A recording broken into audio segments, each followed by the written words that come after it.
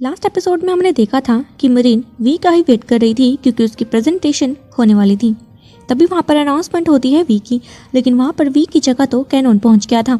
ये देखकर मरीन काफ़ी हैरान थी कि ऐसा कैसे हो सकता है। वो साथ में जिया से भी पूछती हैं। जिया भी बोल रही थी कि मुझे नहीं पता। अब मरीन यहाँ से सीधा पहुँच जाती है वी की कैबिन में, जहाँ वी कुछ फ़ोटोज़ देख रहा था और मरीन के आते सार ही वो उन फ़ोटोज़ को मरीन पर दे फेंकता है। तब मरीन को पता लगता है कि ये तो वही फोटोज हैं जिसमें कि वो बैठी हुई है निरंपम के साथ, यानी कि वी की मॉम के साथ। ये सब देखकर वो तो शॉक रह गई थी कि ये क्या हुआ। अब वी की नज़रों में मरीन बुरी तरह से गलत हो चुकी थी। वो उससे पूछता है कि इन फोटोज़ में तुम ही बैठी हो ना, क्योंकि मैंने तुम्हारा हेयर स्टाइल, तुम्हारा बैग और तुम्हारे कपड़े पहचान लिए हैं। लेकिन जो तुम्हारे साथ ये औरत है, क्या ये मेरी मॉम है? यहाँ पर मरीन कोई भी जवाब नहीं दे रही थी। तो वी गुस्से में उससे पूछता है कि तुम मेरी बात का जवाब क्यों नहीं दे रही हो? मुझे सच जानना है, जल्दी बताओ। अब मरीन भी हामी भर देती है और वी को तो काफ़ी ज़्यादा गुस्सा आ गया था। अब कैनोन अपनी प्रेजेंटेशन स्टार्ट कर देता है और वही मरीन अब भागते हुए अपने घर की तरफ जा रही थी और काफ़ी रो भी रही थी। हमें पास्ट के सीन में दिखाया जाता है कि वी मरीन को काफ़ी डांटते हुए कह रहा था कि तुमने मेरी मॉम के नाम का फ़ायदा उठाया ताकि मैं तुम्हें ये जॉब दे दूँ। मुझे नहीं पता था कि तुम इतनी ज़्यादा सेल्फिश निकलोगी। तुम जानती थी कि मैं अपनी मॉम को ढूंढने के लिए पागल हूँ, लेकिन तब भी तुमने मुझे मेरी मॉम के बारे में नहीं बताया। मेरी लाइफ में तुम पहले ऐसी इंसान हो जिसने मुझे इतना ज़्यादा स्टूपिड फील करवाया। मैं तुम्हें कभी भी माफ़ नहीं करूँगा। तुम यहाँ से चली जाओ। मरीन उसे रोकने की कोशिश करती है, लेकिन वी तो उसे धक्का देकर दूर कर देते हैं और कह रहा था मेरी नज़रों से दूर हो जाओ। वहीं वापस कैनोन को देखते हैं, जिसकी प्रेजेंटेशन वहाँ पर खड़े सभी लोगों को पसंद आती है। जहाँ पर कैनोन की मॉम तो काफ़ी खुश हो रही थी, लेकिन वहीं पर ग्रैंडपा को वी की काफ़ी फिक्र थी कि वो प्रेजेंटेशन के लिए क्यों नहीं आया। अब वो स्टेज से नीचे आकर जिया से वी के बारे में पूछता है कि उसकी क्या अपडेट है, तो वो बताती है कि वो अपने कैबिन में है और वहाँ पर काफ़ी तेज आवाज़ें आ रही हैं। इतने में आगे से इन्वेस्टर कैनोन के पास आ रहे थे क्योंकि वो उसकी प्रेजेंटेशन से काफ़ी ज़्यादा खुश थे। वहाँ पर हम फिर ग्रैंडपा को देखते हैं जो जिया से पूछने लगते हैं वी और मरीन के बारे में। जिया बहाना बनाकर वहाँ से चली जाती है, लेकिन कैनोन की मॉम ये मौका कैसे छोड़ सकती थी।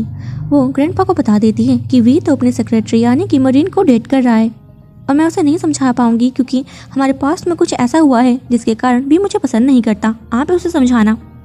ग्रैंडपा बोलते हैं कि मुझे उसकी डेट करने से कोई भी प्रॉब्लम नहीं है, लेकिन अगर वो वर्क में इस चीज़ को बीच में लाएगा तो ये हमारी कंपनी के लिए सही नहीं होगा। नेक्स्ट सीन में हम मरीन की मॉम और ग्रैंड माँ को देखते हैं। मरीन घर पहुंची थी और घर आते ही रोने लग जाती है। उसकी मॉम ये देखकर समझ गई थी कि शायद वी को सब कुछ पता लग गया है और वो उसे चुप कराने लगती है और पूछ रही थी क्या उसे पता लग गया है।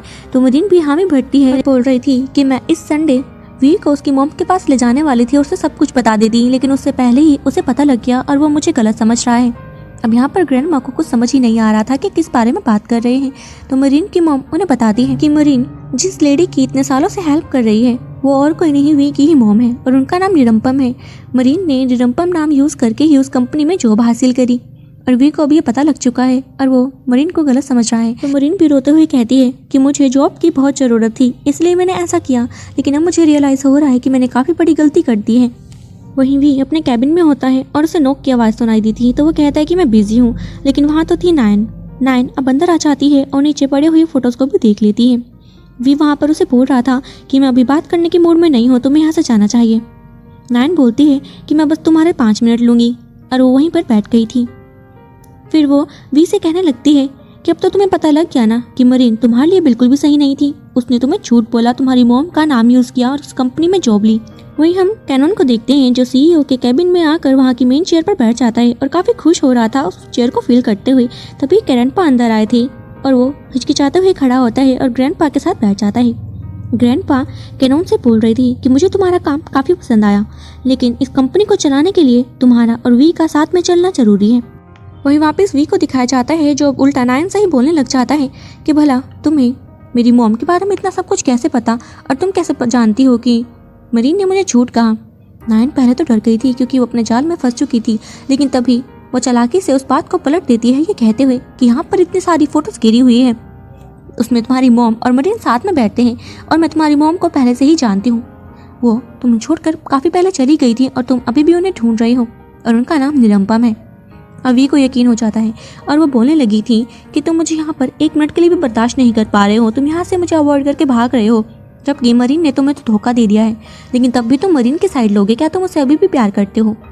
तो वी उसे साफ बोल देता है कि मरीन ने चाहे मुझे धोखा दिया हो, चाहे कुछ भी किया हो, मैं उससे नफरत करूँ प्यार करूँ डजंट मैटर, बट मैं तुमसे कभी भी प्यार नहीं करूँगा। ये बातें सुनकर यहाँ पर नायन को काफ़ी बुरा लग रहा था, लेकिन वो कुछ भी नहीं कहती और वी उसे यहाँ से जाने के लिए कह देता है और वो भी गुस्से में अपना बैग उठाकर यहाँ से चली गई थी। वही वापस हम कैनोन को ग्रैंडपा के साथ देखते हैं। ग्रैंडपा कैनोन से कह रहे थे कि मुझे यकीन है कि तुम इस कंपनी को अकेले भी चला सकते हो, लेकिन तुम दोनों का साथ में होना जरूरी है। ये बात सुनकर कैनोन को गुस्सा आना स्टार्ट हो गया था और ग्रैंडपा तो यहाँ पर कैनोन से ये भी कहते हैं कि आज भी प्रेजेंटेशन में वहाँ पर नहीं था, लेकिन तुमने जरा सा भी ये फील नहीं किया और ना ही उसे ढूंढने की कोशिश कर रहे हो। ये सब क्या है? अब कैनोन गुस्से में कहता है कि वो कोई 10 साल का बच्चा नहीं है जो मैं उसके पीछे पीछे घूमूं, उसे बताऊं उसे कब क्या करना है। वो बड़ा हो चुका है और आप जानते हो कि वो कंपनी का CEO है और ये इसीलिए है क्योंकि उसे फेस ब्लाइंडनेस है। आपने शुरू से ही हम दोनों में फ़र्क किया है। ये बात सुनकर ग्रैंडपा को भी गुस्सा आ जाता है और वो कैनोन को चुप होने के लिए कह रहे थे, लेकिन वो तो चुप होता ही नहीं। वो तो उल्टा ग्रैंडपा को कहता है, मुझे लगता है कि आपको भी रियलिटी दिखनी बंद हो गई है। आप साफ देख पाते हो कि मैं कितनी मेहनत करता हूँ, लेकिन आपने मुझे कभी भी अप्रिशिएट नहीं किया। आप हम दोनों में से सिर्फ वी का ही साथ देते हो और मैं अब चुप नहीं बैठूंगा। आपने कभी भी रियलाइज़ नहीं किया कि मैं क्या हूँ और मैं क्या करना चाहता हूँ। आप खुद जानते हैं आपने मेरे साथ क्या किया है। इतना कहकर कैनोन यहाँ से चला गया था और ये बातें सोचकर ग्रैंडपा को काफ़ी बुरा लगता है और उनकी आंखें भी भर आई थी। मरीन अपने रूम में बैठी थी और काफ़ी सैड लग रही थी। तभी उसकी मॉम अंदर आकर उसे पूछती है कि ये सब तो सही है कि वी को सब कुछ पता लग गया है, लेकिन तुमने ये जानने की कोशिश करी कि उसे बताने वाला था कौन, उसके पास वो फोटोज़ गई कैसे? तो मरीन बोलती है कि नहीं, मुझे इसके बारे में नहीं पता। तो वो बोलती है कि चलो इसे छोड़ो, लेकिन तुम्हें निरंपम यानी कि तुम्हारी आंटी को सबके बारे में बताना होगा। तो मरीन अब निरंपम को कॉल लगाती है। वहीं सीन शिफ्ट करते हैं और हम नायन को देखते हैं जो काफ़ी ड्रिंक कर रही थी और वहीं पर कैनोन भी पहुंच जाता है। वो दोनों पहले तो अपने दुखड़े रोते हैं कि कैसे वी ने नायन से बात करी और वहीं पर ग्रैंडपा ने कैनोन से। नायन कहती है कि हमारे फेवर में कुछ भी नहीं चल रहा है, अब हम क्या करेंगे, तुम्हारा आगे का क्या प्लान है? तो कैनोन बोलता है कि इसके बारे में हमें कुछ तो सोचना होगा। तो वो कहने लगी थी कि तुम किस चीज़ को लेकर सोचोगे, मरीन और वी को लेकर या फिर किसी और के बारे में भी? तो वो कहता है कि हाँ, निरंपम को लेकर भी सोचना होगा, क्योंकि अगर ग्रैंडपा को उनके बारे में पहले पता लग गया तो हम सब खत्म हो जाएंगे। वहीं सीन वापस से मरीन पर शिफ्ट करते हैं जो काफ़ी ज़्यादा सैड थी और उसे नींद भी नहीं आ रही थी। दरअसल वो वी की वही बातें बार बार याद कर रही थी कि कैसे उसने मरीन पर गुस्सा किया, लेकिन मरीन जानती है कि उसकी भी पूरी गलती है और वो वी को एक्सप्लेन करने के लिए पूरी तरह से तैयार है और वो वी को मैसेज भी कर देती है। मैसेज में वो लिख रही थी कि हाँ, मैं जानती हूँ मेरी गलती है, मुझे एक बार एक्सप्लेन करने का मौका दो। वी उसे रिप्लाई में कहता है कि मुझे मेरी मॉम का एड्रेस दे दो। तो मरीन खुश हो गई थी उसका रिप्लाई पाकर और एड्रेस भी दे देती है। यहाँ पर मरीन वी को कॉल भी करती है, लेकिन वी कॉल पिक नहीं करता। वहीं फिर हम कैनोन की मॉम को देखते हैं जो अपने आदमी से कॉल पर कह रही थी कि तुम्हें जल्दी ही निरंपम को किसी जगह पर ले जाना होगा। तो वो कहता है लोकेशन के बारे में बता दो। तो कैनोन की मॉम कह रही थी कि वो मैं तुम्हें बाद में बता दूंगी और मेक श्योर करना कि डैड तुमसे पहले वहाँ पर ना पहुँच जाए। वही हमें नेक्स्ट डे मॉर्निंग का सीन दिखाया जाता है जहाँ वी अपनी मॉम के पास ही जा रहा था और वहीं दूसरी गाड़ी में हमें कैनोन की मॉम का आदमी दिखाया जाता है। वो भी चर्च में पहुँच गया था वी से पहले और वो अंदर जाकर एक प्रिस्ट से निरंपम के बारे में पूछता है। अब सीन कट होता है और वो आदमी कैनोन की मॉम को कॉल पर बता रहा था कि वो तो यहाँ पर है ही नहीं। उन्होंने एक प्रिस्ट से पूछा और वो तो बोल रहा था कि वो यहाँ से चली गई है। इस बात पर कैनोन की मॉम को काफ़ी गुस्सा आ जाता है कि तुम ऐसे कैसे कह सकते हो, उसे जल्दी ढूंढो। वही हम वी को देखते हैं जो अपनी मॉम से मिलने के लिए पहुँच गया था और वहाँ पर खड़ी हुई नन वी की मॉम को कहती है कि आपसे कोई खास इंसान मिलने के लिए आया है और वो देखकर वी को पहचानती ही नहीं क्योंकि वो मेमोरी लॉस कर चुकी थी। वी को सब कुछ पता लग गया था कि उसकी मॉम को ये प्रॉब्लम है। वो अपनी मॉम को देखकर काफ़ी ज़्यादा इमोशनल हो जाता है, लेकिन वो उनका चेहरा देख नहीं पा रहा था। तो नन से पूछता है क्या मेरी मॉम मुझे देखकर स्माइल कर रही है? अब मॉम वर्ड सुनकर निरंपम पूछती है क्या तुम अपनी मॉम से यहाँ पर मिलने के लिए आए हो? वो बोलता है कि आप ही मेरी मॉम हो। तो वो कहती है कि मेरा बेटा तो 10 साल का है। अब वी वहाँ पर कुछ भी नहीं बोल पाता। इसके बाद वो नन के साथ बाहर चला गया था और उसे बताती है कि कैसे मरीन ने तुम्हारी मॉम की काफ़ी सालों से हेल्प करी है और वो सबको बताना चाहते थे, लेकिन तुम्हारी मॉम ने उन्हें ऐसा करने से मना किया क्योंकि वो जानते हैं उन्हें मेमोरी लॉस की प्रॉब्लम है, वो तुम्हें हर्ट नहीं करना चाहते थे।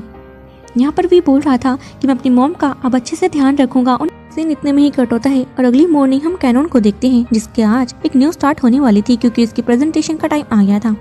जैसे ही वो प्रेजेंटेशन देने के लिए अंदर जाता है वहाँ पर सारे इन्वेस्टर उसके प्रेजेंटेशन से काफ़ी ज़्यादा खुश हो गए थे और इन्वेस्ट करने के लिए भी तैयार हो जाते हैं।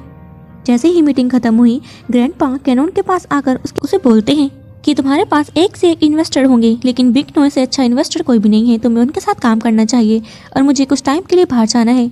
तो कैनन पूछता है कि आप अब्रॉड जाने वाले हैं? तो ग्रैंडपा मना करते हुए कह रहे थे कि मैं वी को ढूंढने के लिए जा रहा हूँ, तब तक कंपनी को संभाल कर रखना। वही सीन शिफ्ट करते हैं और अब कैनन जिया के साथ वी के कैबिन में आया था और देख रहा था कि वहाँ पर तो सफाई की जा रही है और वो जिया से कहता है कि इन्हें अब छुट्टी दे दो, यहाँ पर सफाई करने की कोई भी जरूरत नहीं। वही सीन मरीन पर शिफ्ट करते हैं जो अपने पहले वाले काम पर लग गई थी, यानी कि ब्राउनीज डिलीवर करने का काम। वो बिग नोई की ब्राउनीज वहाँ पर छोड़कर जाने ही वाली थी कि पीछे से बिग नोई आ जाती है और मरीन को रोककर पूछती है कि वी कहाँ पर है। मरीन पूछ रही थी कि क्या वो काम पर नहीं आ रहा है, तो वो मना करती है और कहती है कि मुझे प्रपोजल आया है कैनन का और मैं कैनन के साथ इन्वेस्टमेंट नहीं करने वाली क्योंकि मैंने वी को चुना था। अगर वी काम पर नहीं आया तो मैं अपनी इन्वेस्टमेंट विड्रॉ कर लूँगी। अब तुम्हें देख लो तुम्हें क्या करना है। इतना कहकर वो यहाँ से ब्राउनस लेकर अंदर चली गई थी और मरीन यहाँ से सीधा पहुँच जाती है कंपनी में कैनन से बात करने के लिए। वो कैबिन में जाती है तो कैनन मरीन को देखकर खुश हो गया था कि तुम्हारा वेलकम है। यहाँ पर मरीन कैनन से सीधा पूछती है कि वी कहाँ पर है। तो कैनन बोल रहा था कि जो भी आ रहा है वो वी के बारे में ही पूछ रहा है। हर दिन यही बात मैं सुनता आ रहा हूँ, मैं इन बातों को अवॉइड कर रहा हूँ, लेकिन फिर भी लोग मुझसे यही पूछ रहे हैं। तो मरीन कैनन से डायरेक्ट पूछ लेती है क्योंकि उसे शक भी हो गया था। बोलती है क्या वो तुम ही हो जिसने कि वी को वो फोटोज दी थी। यहाँ पर कैनन थोड़ी सी स्माइल करता है तो मरीन भी समझ गई थी और कहने लगती है कि मुझे इसकी कोई भी परवाह नहीं कि वी मेरे बारे में क्या सोचता है। मैं जानती हूँ मैं गलत हूँ और मैंने गलत किया है, लेकिन जो तुमने हरकत करी है वो माफ़ी के भी काबिल नहीं। तुमने एक सीईओ की पोस्ट के लिए इतने सब कुछ किया ताकि वी उस प्रेजेंटेशन में ना पहुंच पाए और तुम लोगों को अपनी तरफ अट्रैक्ट कर लो। यहाँ पर फिर कैनन खड़ा होकर मरीन से कह रहा था कि तुम चाहे मेरे बारे में कुछ भी सोचो, कुछ भी बोलो, मुझे कोई फ़र्क नहीं पड़ता। मैं अपनी लाइफ में अब खुश हूँ। मुझे वो सब कुछ हासिल हो चुका है जो कि मैं चाहता था और तुम भी मेरी असिस्टेंट बन सकती हो। लेकिन मरीन यहाँ से चली जाती है और वही हम कैनन की मॉम को देखते हैं जो अपने आदमी पर गुस्सा करते हुए कह रही थी कि वो अचानक से गायब कैसे हो गई, तुम्हें उसे ढूंढना होगा। तो वो माफ़ी मांगता है तो कहती है कि तुम्हारी माफ़ी यूज़लेस है, जाकर उसे ढूंढ कर लाओ। वहीं सीन वी पर शिफ्ट करते हैं जो अपनी मॉम के पीछे खड़ा हुआ था और नन्नू से आकर बताती है कि हम आपकी मॉम को ऐसे यहाँ से नहीं भेज सकते क्योंकि डॉक्टर ने मना कर दिया है। जब तक वो आपको नहीं पहचान लेती तब तक हमें परमिशन नहीं है उन्हें आपके साथ भेजने के लिए। आपको सारी वो चीज़ें करनी होगी ताकि आपकी मॉम की मेमोरी वापस आ सके, लाइक उनकी फेवरेट प्लेसेस, उनका फेवरेट फूड। तुम्हें बस उनको एक फेमिलियर सिनेरियो क्रिएट कर देना होगा ताकि उनकी याददाश्त वापस आने में हेल्प हो सके।